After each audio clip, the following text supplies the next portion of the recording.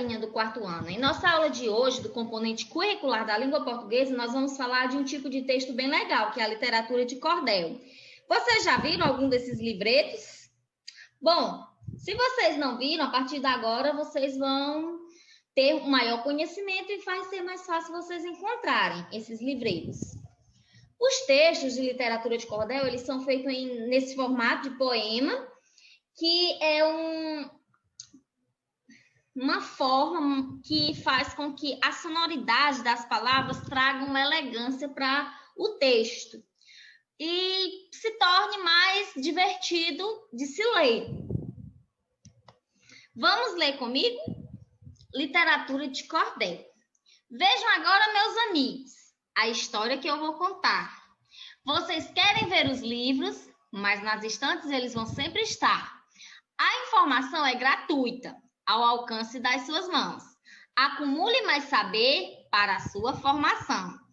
Prestigie, minha gente, a exposição popular. Para o usuário fiel, literatura de cordel, rimada e ilustrada no espaço a embelezar. Veja quanta formosura a biblioteca pode oferecer. Embarque nessa aventura que preparamos para você. Esse é um poema da Cristiane Menezes e da Maria Beatriz Veloso. Então, como vocês podem observar, ele tem toda uma elegância, tem tudo cuidado, aquela preocupação em estar rimando as palavras, né? Então, pessoal, isso é o poema presente nesses livretos da literatura em cordel. Os poemas, por suas características, eles compõem a literatura de cordel. A literatura de cordel é considerada uma literatura popular, que ela é impressa e divulgada em folhetos ilustrados, como esse que vocês estão vendo na tela, que é usado o processo de estilogravura. Bem, os temas dos poemas são os mais variados, abrangem desde narrativas tradicionais, transmitidas pelo povo oralmente, até aventuras, histórias de amor, histórias de humor, né? Ficção. E também eles contam fatos isolados, muitas vezes boatos, modificando para torná-los divertidos. Então, quando não havia rádio, antigamente, lá nos tempos primórdios, ou televisão, os folhetos de cordel eram importantes meios de divulgação das notícias e também de acontecimentos. A literatura de cordel, ela teve início na Europa, quando se popularizou a impressão de histórias e relatos tradicionalmente recitados pelos trovadores.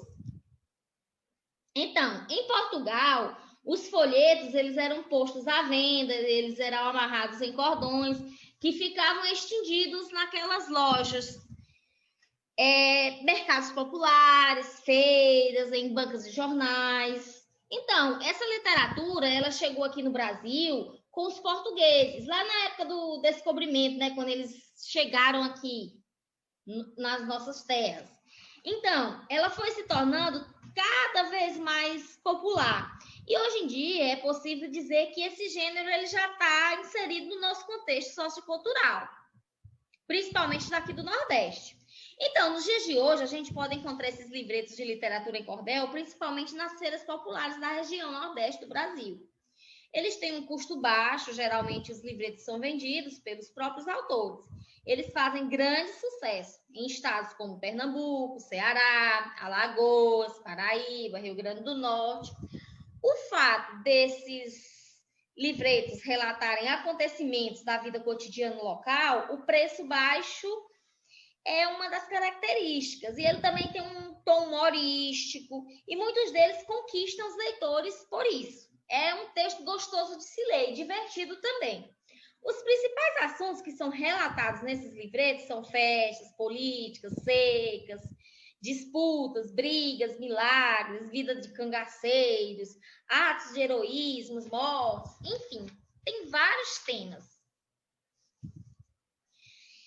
Então, pessoal, eu quero mostrar aqui para vocês um exemplo de cordel. E observem a estrutura dessa história de cordel, que é a Triste Partida.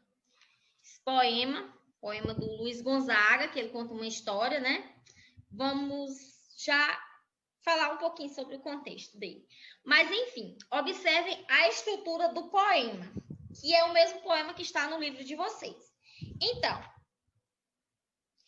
esses poemas de cordel, eles seguem regras rígidas. Por exemplo, ele tem estrofes, onde cada estrofe possui 6 versos. Essas estrofes é o conjunto dos versos, e os versos é cada uma dessas linhas. Antigamente, o mais comum era que os poemas no cordel fossem escritos em quadras, ou seja, 4 versos, né? Uma estrofe de 4 versos. Mas atualmente a forma mais usual é essa que vocês estão vendo aí, 6 versos. Mas também tem histórias, né, contadas através dos poemas de literatura de cordel, que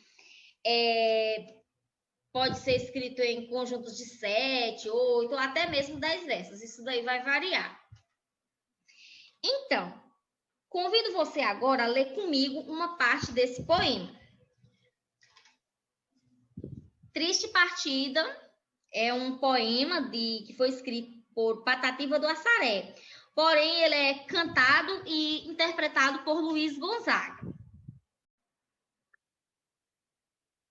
Setembro passou, com outubro e novembro. Já estamos em dezembro, meu Deus, que é de nós.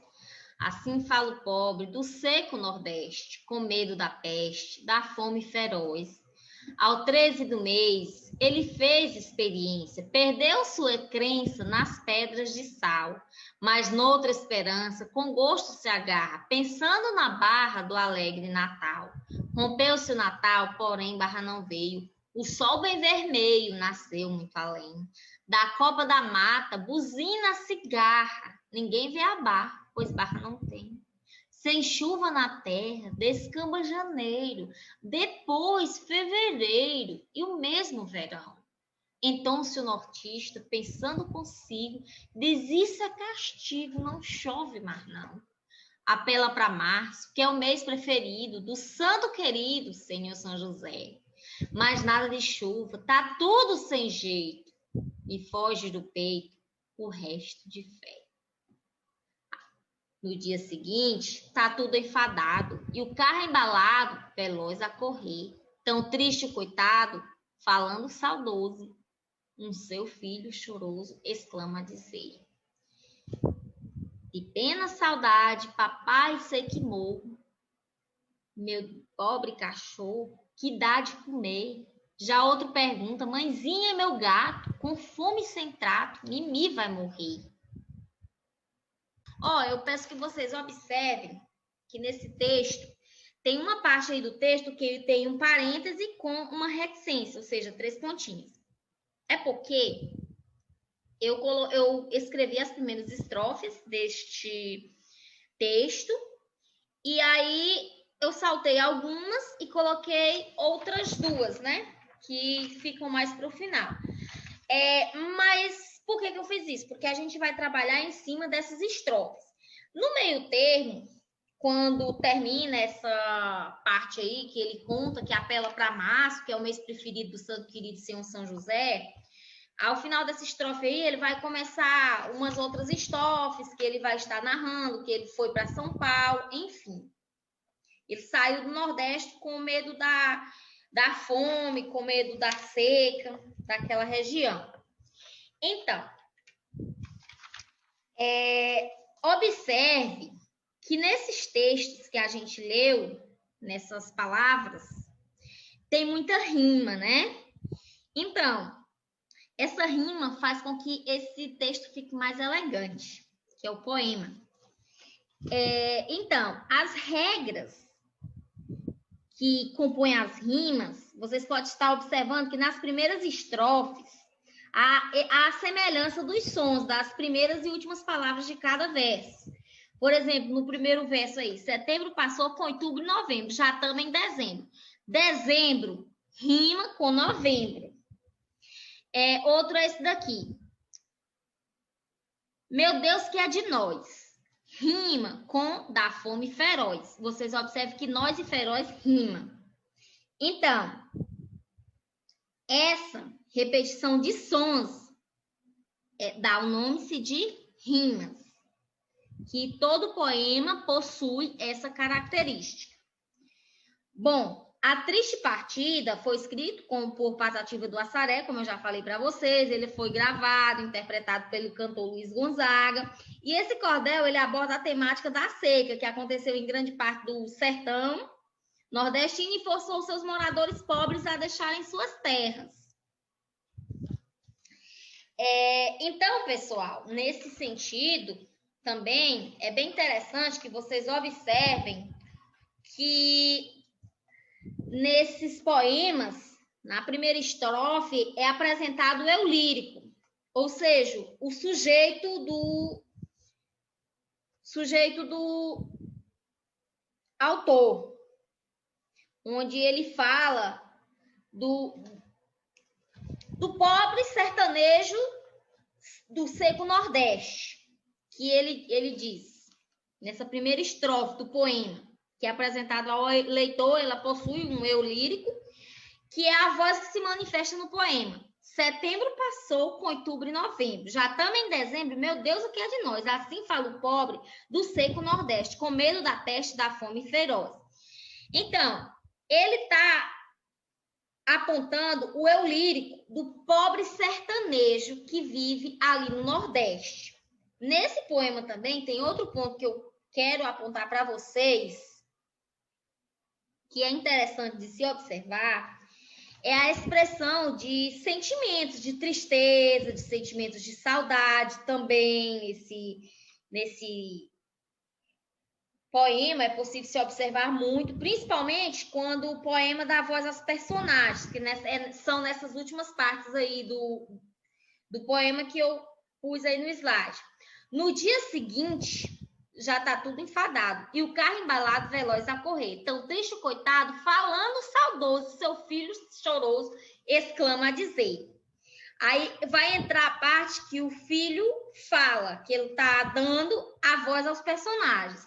De pena, saudade, papai, sei que morro, meu pobre cachorro, que há de comer? Já o outro pergunta, mãezinha, e meu gato, com fome sem trato, Mimi vai morrer. Então, nesse contexto, o leitor está aproximando da narrativa, através dessa leitura, né? Onde ele escreveu dando voz a essas personagens, para que fazer com que o leitor ele se coloque no lugar do sertanejo e que o leitor sinta esse sofrimento que esse sertanejo está sentindo neste poema. Por isso que a literatura em cordel é uma literatura muito interessante, é uma literatura muito gostosa de se ler e sentimental. Bom, outro ponto que eu quero abordar para vocês, além desses que a gente já falou, é a questão do uso da linguagem figurada, que foi objeto de trabalho de aulas anteriores. A gente esteve conversando sobre isso. Então, a linguagem figurada é aquela que a palavra ou frase expressa uma ideia, um sentimento por meio de outra palavra, utilizando-se de uma certa semelhança que pode ser real ou pode ser imaginária. Veja o exemplo nesse verso. Da fome feroz. Da fome feroz. Quando se diz da fome feroz, está expressando uma ideia de muita fome, de uma fome enorme, uma fome imensa. Então, são esses pontos que eu quero que vocês estejam observando, que vocês realizem as atividades propostas por seu professor. Eu espero que vocês, a partir de hoje, busquem essa literatura, que quando vocês encontrarem livretos, tenham a curiosidade de ler, porque é uma leitura muito gostosa, e lendo é que você aprende. Realize as atividades propostas por seu professor. Abraços, fiquem com Deus e até o nosso próximo encontro. Deixa o like no vídeo, tá, pessoal? Beijos!